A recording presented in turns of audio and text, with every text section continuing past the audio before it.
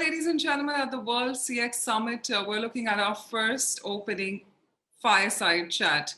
Well, Asia's customer experience overview, the CX presents a golden opportunity in Asia with a combination of greater education, healthcare, and opportunity. The market in the Asia region is anticipated to witness the highest CAGR over the forecast period.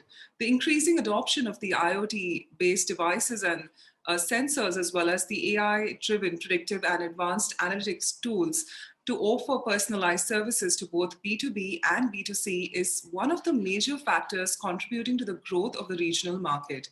We're looking at the opening for Fireside, which is going to be on our topic, Mission-Driven CX. We're joined by two eminent speakers. First up, Nate Brown, CEO and co-founder of Officium Labs, United States of America.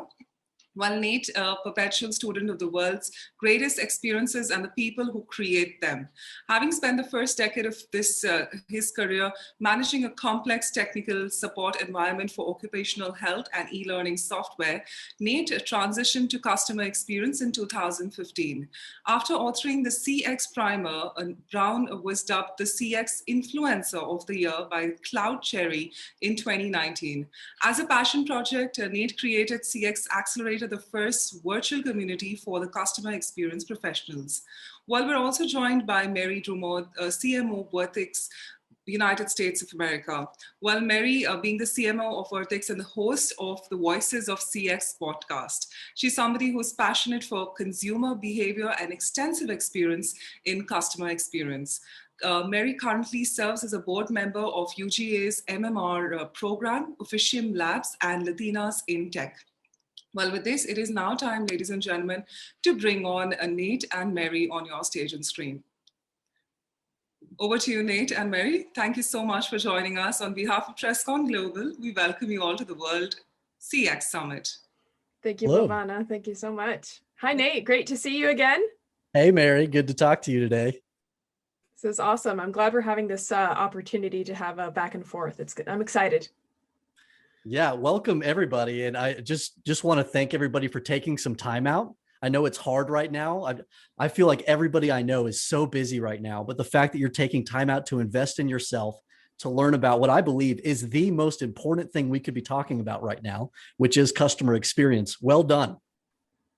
Yeah. Well, Nate and I really hope to make the very best use of your time. So we're going to try to bring you not just the regular CX conversation, but we're going to try to bring some really tangible aspects of it to the table. And also what everybody wants to see when they come to summits and to conferences that we used to have in real life. And now we've transitioned to the virtual world, but the need for finding new things, innovation, what's coming next is still there. So we do want to bring that into conversation as well. So the first thing that I wanted to do, Nate, was talk to you a little bit about this concept that we've picked for today's fireside chat, which is the idea of mission-driven CX. So this is something that I know you feel passionate about, and you and I both wrote an article together about this a couple months ago. So why don't we kick off this conversation first exploring the concept of mission-driven CX and what it entails? Yeah, I mean, I feel like there's been a bit of an awakening that has happened in my own heart and just in the consumer environment over these past few years. I mean, when we talk about CX, there's almost like a metamorphosis that has occurred. It used to be just a glorified survey program in my mind. We would just send out post-transaction surveys via email. We'd compile those into a report. We put them on some executive's desk, and that was CX. And then, the blessing of the effortless experience came along, and we all morphed to, oh, wow, there's another way. Let's reduce effort. Let's go lean. And there's been a huge revelation around that in the CX world. I feel like there's another one coming, and it's imminent. This idea of there's no good brands and bad brands anymore. It's things have just changed out there in the marketplace. It is so much more complex. And Mary, I mean, you've helped awaken me to this concept so much, and Janal and some folks at feather.com have been others where, I mean, when we choose to do business with a company, we're actually choosing a part of ourselves. We're bringing a part of our identity to the table in that moment. And it's just complicated these days. I mean, we're making a lot of decisions about who we are as people right now. And it's a very complex political landscape. And there are brands that are making bold, courageous stances about who they are and who they serve. And Mary, I believe that those are the brands that are going to win the CX trophy at the end of the day.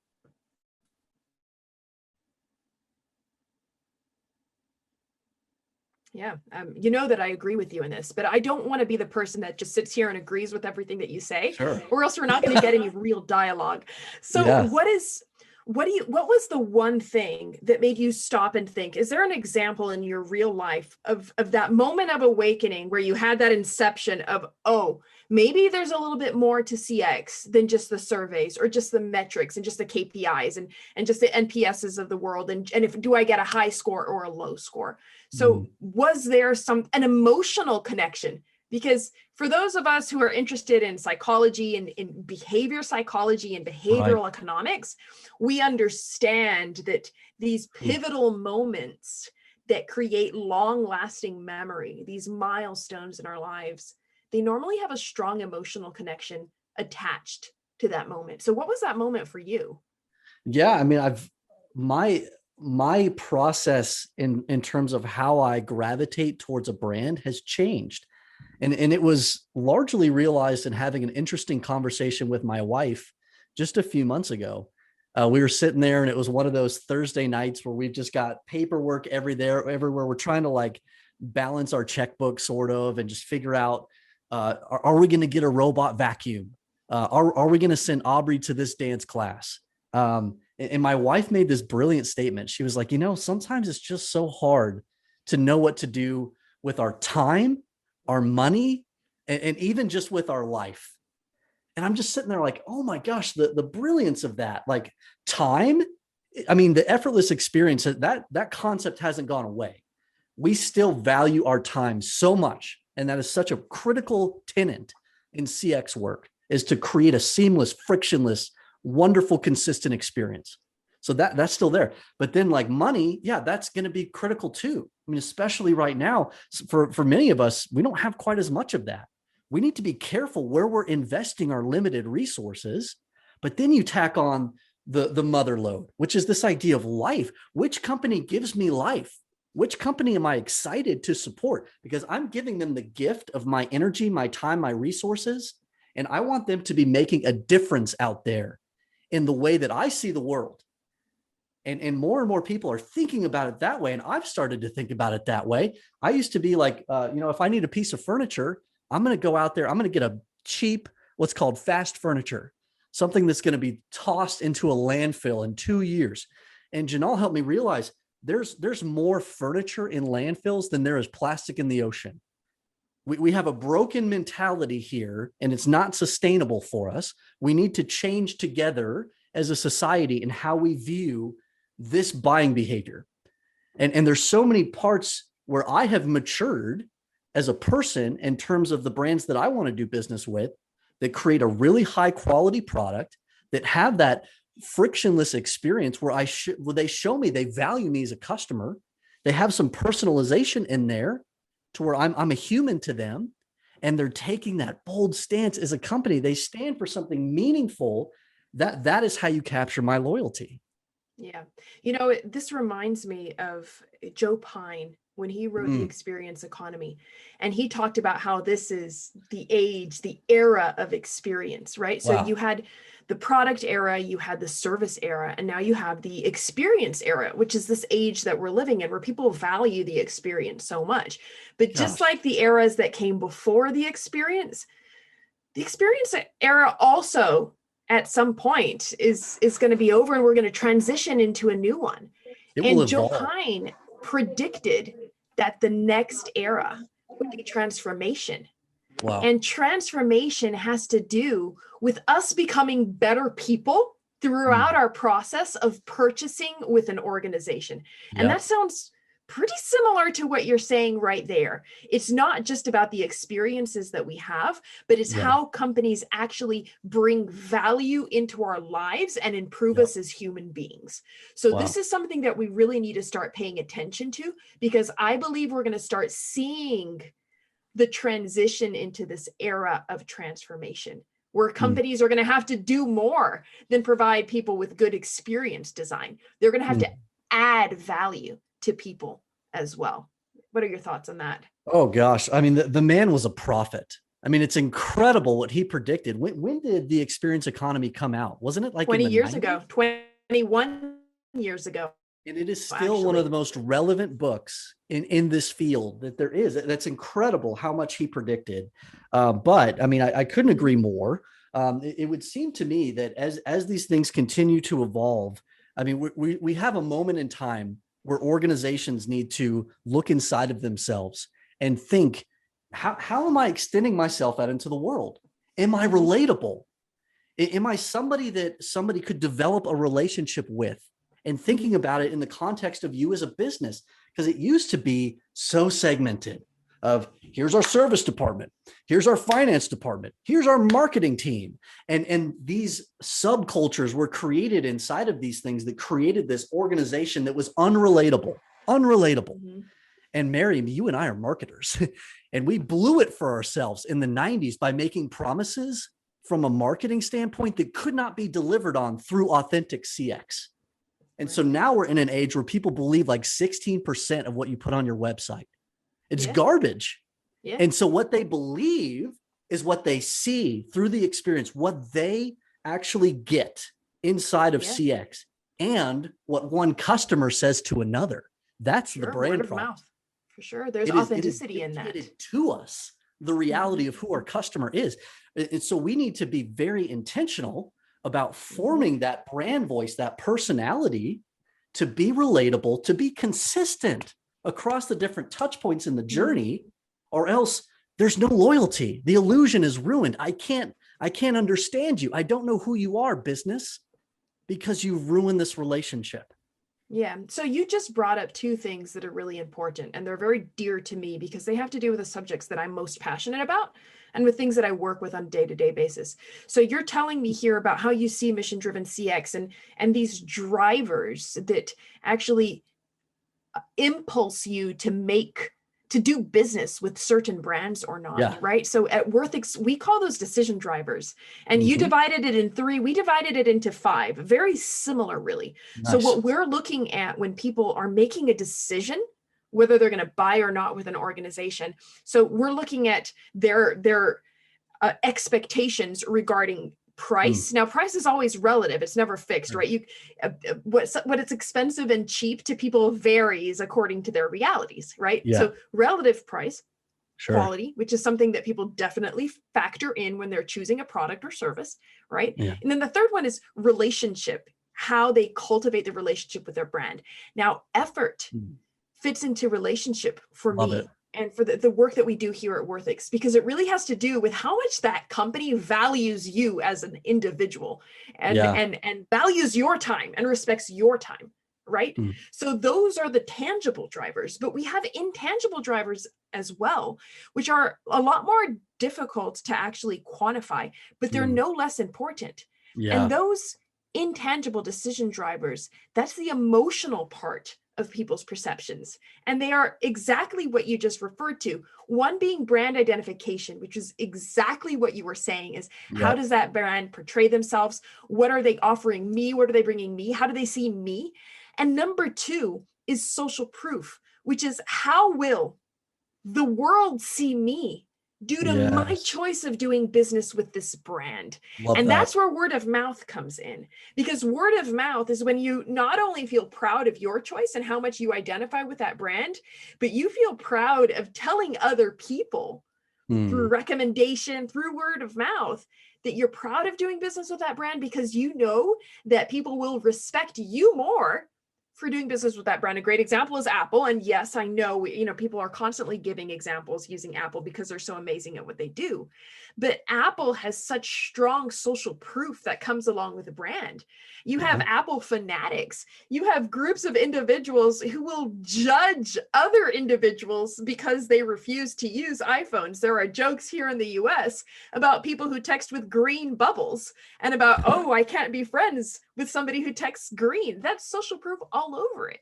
But if you look even on a B2B basis, There's still a lot of social proof. People want to do business with Salesforce. People feel proud to tell others that their CRM is Salesforce. Oh no, I don't use that other garbage. I use Salesforce. I'm a Salesforce shop. Cutting edge. Right? Because Salesforce has managed to establish that reputation in the market as being an organization that people want to do business with. So you get FOMO, you get corporate envy if one of your colleagues gets to use Salesforce and you don't, right? So these intangible emotional aspects that drive people's decisions are so important for companies to pay attention to. Because if you don't know why your customers are buying from you, if you have no idea, then how do you make sure it keeps happening? Or if you're losing customers and customers aren't choosing you, how do you fix that? Because if you don't fix that, you don't survive. And I think that ties really well into mission-driven CX, because it makes sure that the CX that you're applying to your company isn't all hearts and flowers. It's not, oh, we love the customer. Oh, the customer's so special. Yes, we know Not this. specific This is enough. important. This is basic, right? But how can you actually make a difference in the way the customers make their decisions by providing them, by designing experiences for them that actually impact what they choose? So tell me a little bit more about how you feel companies can practice mission-driven CX. Sure. I mean, you gave a great example with Apple. I mean, when I hold up an iPhone, you know something about me. Yeah. There's a whole process that has led to me making this decision. And there's some identity that comes along with that. There are some brands that are taking a bold stance out there. I mean, you've got Ben and Jerry's, Nike, Hobby Lobby, Chick-fil-A, Uber, Lyft. Like you've got some of these organizations that are putting their foot into this dream pool with courage in terms of, this is who we are. This is what we stand for. This is the difference we are making into the world. Officium is another one. I'm proud to represent an organization with a great foundation that is about decentralizing wealth and offering great jobs to tier 2 through tier 6 cities. Let's equip people in these places that historically have not had these opportunities. And Officium is great at that. So, I mean, I have a sense of pride and I become an ambassador. And that's what we want so badly, Mary. I mean, we know as marketers, we can't sit here from behind our Worthix handle and say how great we are. It's our employees that have to do that for us authentically and say, man, this organization is just awesome. I love serving inside of it. Here's what I get to do. And then people are drawn to that. It's like a moth to the flame. When somebody loves their job. And it's such a compelling force in the world. And passion is authentic, right? Passion is so authentic, and people see that a mile away. They recognize it and they gravitate towards it now. Yeah. So, I mean, as far as like, if you want to do this practically, I mean, take a look at the blog. You know, we laid out a 4-step plan of getting this mentality out there for your leadership team, but it begins with identifying the behaviors and mentalities that you have uniquely as an organization. Yeah. If you can't recite those to me clearly, then you haven't formed this personality yet. You don't know who you are yet. To be able to put a great, compelling customer experience, you can't design it yet. You don't know what roadmap you're designing for. So, I mean, it's time to go back and really understand. I mean, read Simon Sinek, Start With Why, read Donald Miller's Story Brand, you know, some of the canon, the fundamentals that are out there, but just wrestle with this concept of who are we as an organization? What can we do better and different than anybody else out there? And that's what's going to attract your employees to you. Like a beacon in the night. I mean, they're going to come to you because you're representing something that they want to be a part of. And in the same way, you get to draw out your customers. Yeah. You know, there's something that my CEO talks a lot about, and I wanted to be able to share that because it's such a powerful message. You know, when we're talking about the experience economy and the fact that there are so many companies out there nowadays that are offering the exact same thing, how do you make sure companies have the best value for customers? How do you make sure customers always choose you when they have to make their decision among their competitors? How do you make sure that you are not the next Toys R Us, the next Blockbuster, the next BlackBerry, etc.? How do you make sure that you're safe? right? Because the market changes so fast and there's so much innovation, there's so much technology, there's so much stuff. It's so fast. How do you stay ahead?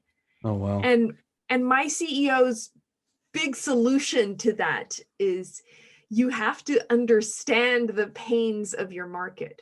The company that best understands the pain of its customers is going to be the best equipped company to solve that pain. Yeah. So that is something that as organizations, we have a responsibility to do, which is understand, empathize with our customers, be able to put ourselves in their shoes and understand not only what their pains are, but what their needs are, because their needs are constantly changing. The more we get impulsed with innovation, the more options there are.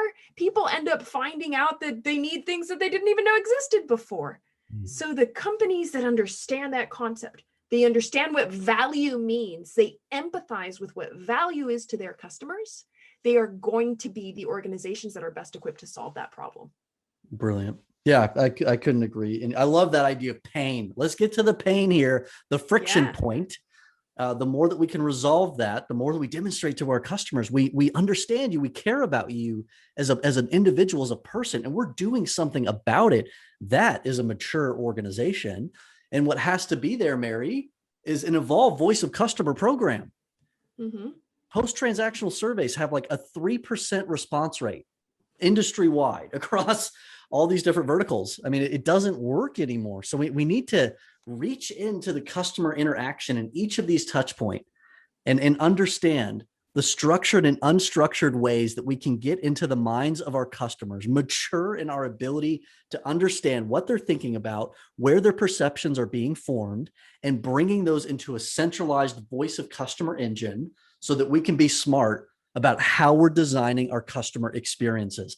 I really hate when I see a customer experience team come in and get formed and start making assumptions about what to jump in and do without truly understanding the state of the customer journey or the employee journey, and mapping those out, getting that voice of customer engine running. And that engine concept is a Gene Blissism, Chief Customer Officer 2.0, brilliant work.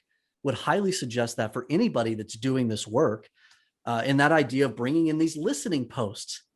Where are the moments in the journey where we can reach into the customer and understand what's happening in their mind right there? That's how we mature this work. Yeah.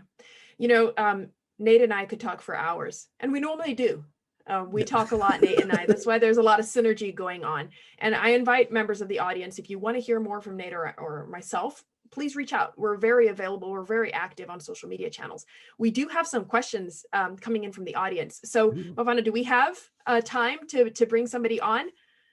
There's a question here that says, while procrastinating a complex set of personalization rules for customers, how do we know what to personalize first? I want to tackle that, Nate.